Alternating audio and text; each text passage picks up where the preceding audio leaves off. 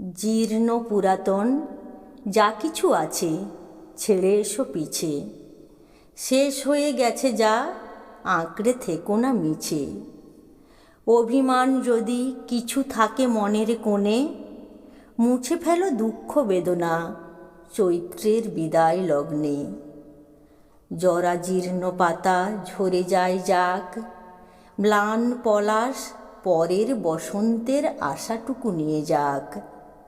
স্বজন হারানোর ব্যথা বিচ্ছেদের যন্ত্রণা ভয়াবহ, জীবন থেমে থাকে না, আসবে নতুনের প্রবাহ।